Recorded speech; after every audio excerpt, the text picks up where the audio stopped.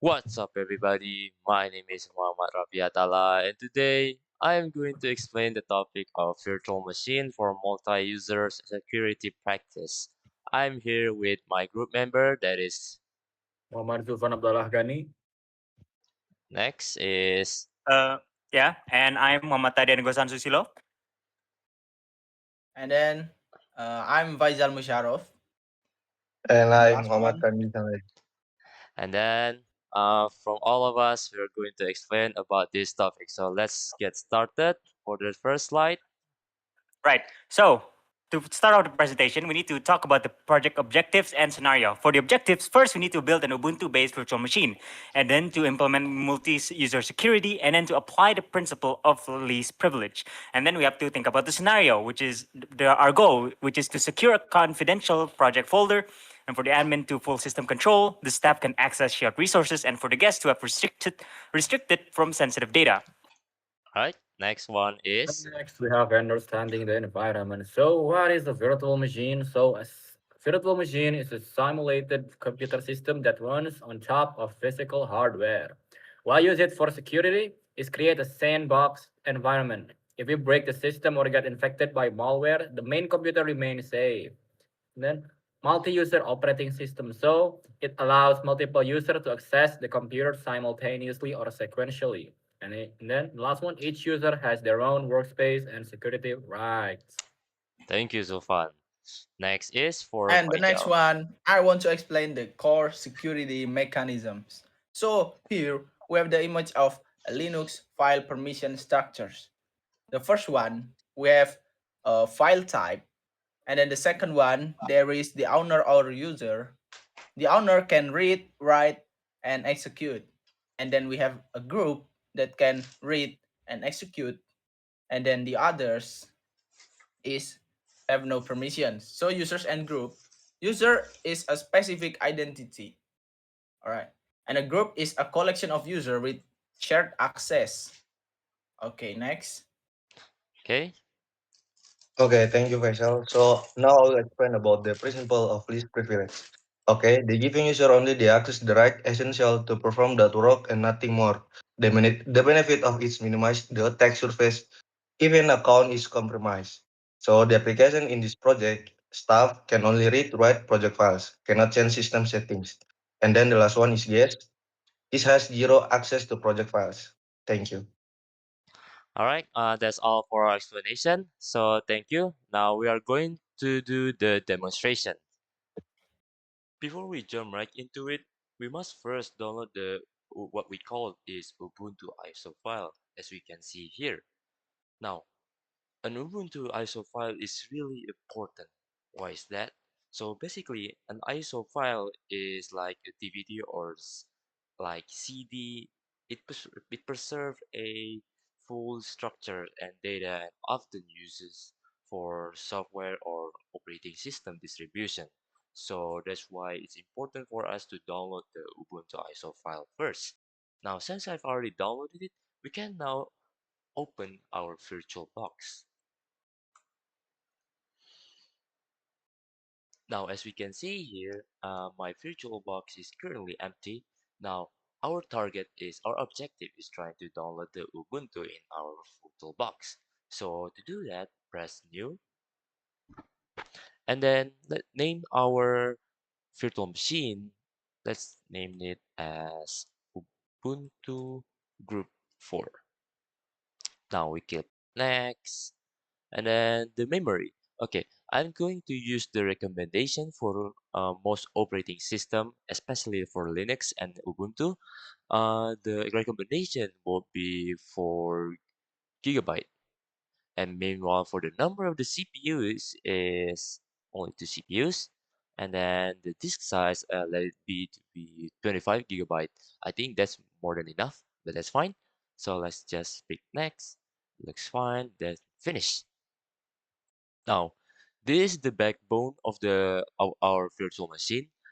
We cannot start yet because we haven't put our ISO file inside of it. Now, to do that, before we do that, there's two important things that we have to do. The first one is to put the ISO file, and then the second, as you can see here, we need to make sure that the network is to be attached to NAT. Now, why we have to attach it to NAT? So basically, the reason is why we have to choose NAT is to isolate the virtual machine network for security while retaining internet access. So that's why. So we already set it to NAT, and then the adding our ISO file to the virtual machine. So to do that, we pick storage and then choose controller inside the control IDE. Since it's empty, now we click on the disk icon and then click the choose a disk file. Now this is our ISO file. So we pick Ubuntu ISO file and then OK.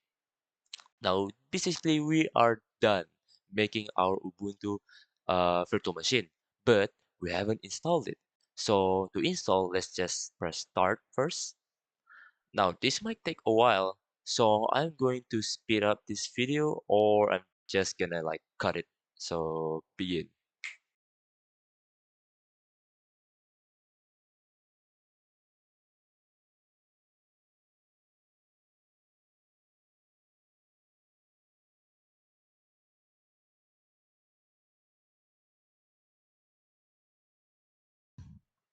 Alright, so this is what happened when we start our virtual machine. As we can see here, we were greeted by Ubuntu to choose our language. So I'm gonna pick English. Then just next. Keyboard layout to be English, next. Then connection, yeah, just next. We don't have to update. We're just going to use the default one. So just skip and then install Ubuntu. So let's just next, and then next, and then just next. We don't have to do that. Warning, the computer is not plugged into the power source. Oh, I have to charge my laptop, but that's fine.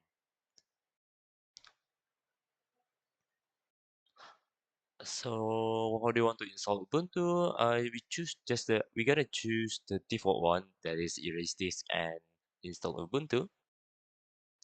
And then write my name. So let's just call it Rafi. And then the password. Now, password is pretty important. So for the sake of this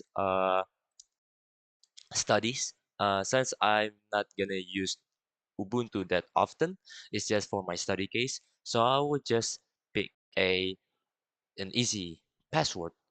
Now, why do I choose an easy password? Like I said earlier, I'm not ambitious in using oth- any other operating system beside Windows. So if you're like ambitious enough to use Ubuntu or want to change your operating system to any operating system like Ubuntu or Kali Linux, then make the password to be secure as possible.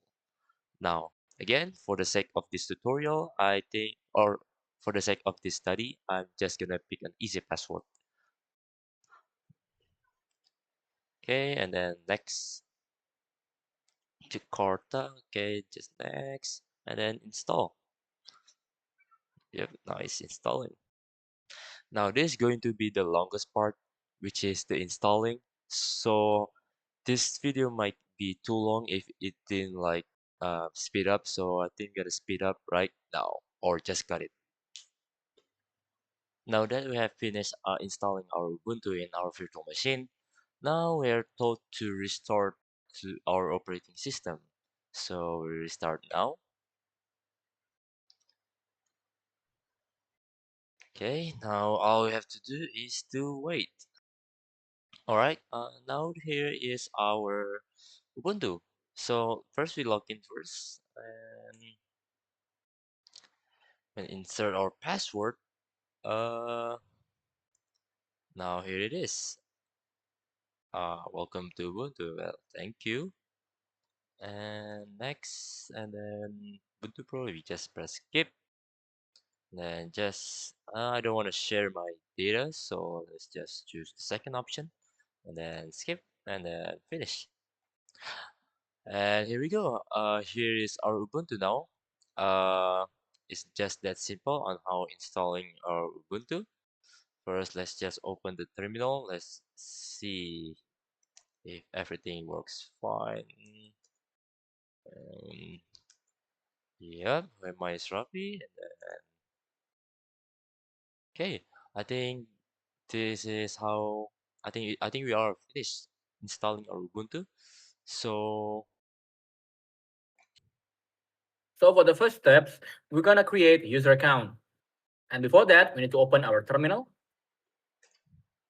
And then we're gonna add some of the user. So first we're gonna sudo add user admin Faisal. And then we enter our Linux account, Ubuntu password. And then for demonstration, we only put the weak password. So for the real world cases, of course, you need to use a strong password. So we're just gonna write a weak password, and then we retype it. And then for the full name, we're gonna type Faisal. And then for the room number, we're gonna leave it empty, and the rest of it, we're gonna leave empty also. And then we're gonna type YW. And then next one, we're gonna add the staff user. So sudo add user staff underscore Gosan. And then type enter. And then we're gonna create our weak passwords for only demonstration. And then we retype it. And then we full name, we're just gonna type Gosan. And then leave the rest empty. And then yes. Last one, we're gonna use the guest for this one. So sudo add user guest Zulfan. And then the new password also the weak one. Retype it, and then full name is like Zulfan, and then leave the rest empty. So, and then we're going to create a staff group. Is to manage a permission efficiently, we create a dedicated group for a staff member. So we're gonna type sudo group add staff group, and then enter. We just made the staff group, and then we're gonna add staff user to the group. So we're gonna type sudo user mod /ag line ag staff underscore group. And then we put our staff, which is Kosan. Hit enter. And then for the verification, we're gonna prove that the configuration is correct. So we're gonna type group staff Gosan. can you say it again? Groups with S staff underscore Gosan. And then the last one, we type groups guest underscore Sulfan. See, both of them are in the group, so they are clearly separated. Next, Randy. Okay, thank you, Julfan. So next, I will demonstrate the principle of least privilege by creating a folder only staff can read but guests cannot. Okay, first of all, we will create the shared resource. First, we make a directory for sensitive data. Type sudo make dir /var/project underscore files. Okay, and then enter. Next one, we create a dummy file inside of it. First, type sudo touch space /var/project underscore files /secret underscore data.txt. Okay, next one, we will write the secret data in that file. Sudo nano space /var/project file secret data.txt. Enter. Okay, the next one, we will change the owner to the admin and the group to the staff group. So type sudo count admin underscore Faisal titik dua staff underscore group /var/project underscore files.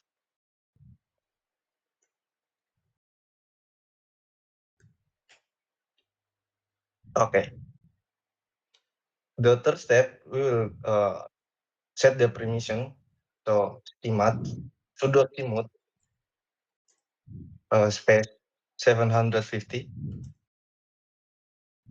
and then space /var/project underscore files. Enter. Okay, the next one we will move to the legal versus illegal. So Gosan, I'm sorry, Izal. All right. So here we want to test the legal versus illegal.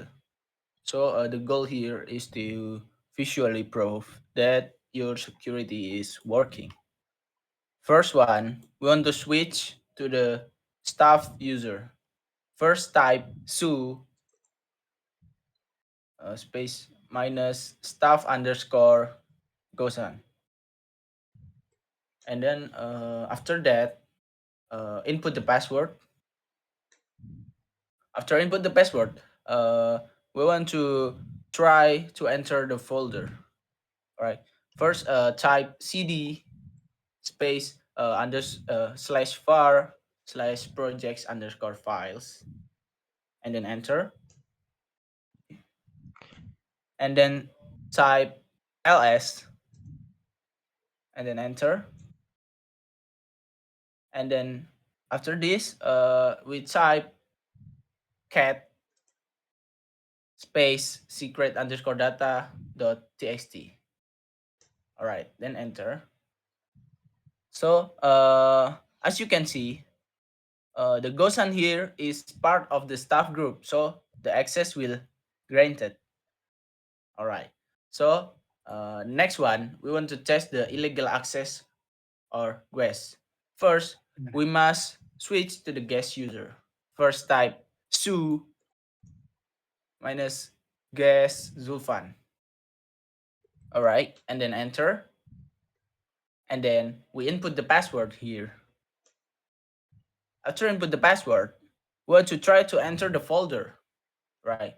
And then type cd slash var slash project files, and then enter. As you can see, you will see permission is denied, which is the Zulfan is not the part of the staff group.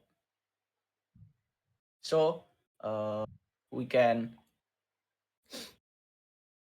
conclude that Gosan is the staff group and then the Zulfan is not. Thank you. The next one. All right. Now, we finally move on to section 9, which is the operating system security analysis. Now, granted, a regular or standard security system analysis would take quite a bit to explain. So I'll short it up into 4 short sections. Now, for the first point, we need to talk about the threats prevented now. A successful prevention of unauthorized access and data leakage. Now, this is by blocking the guest account, we ensure that if a low-level user is hacked, they cannot steal or delete our sensitive project files. For the second point, we have risk of bad config. Now, if we use incorrect permissions like chmod or chmodification 777, we would give root access. This allows any user or malware to modify our data, destroying the integrity and confidentiality of the system. Now, for point 3 and 4, Randy. Okay, thank you, Gosan. Now I will explain about the system limitation and feature assessment. For the system limitation, our current limitation is discretionary access control or DAC.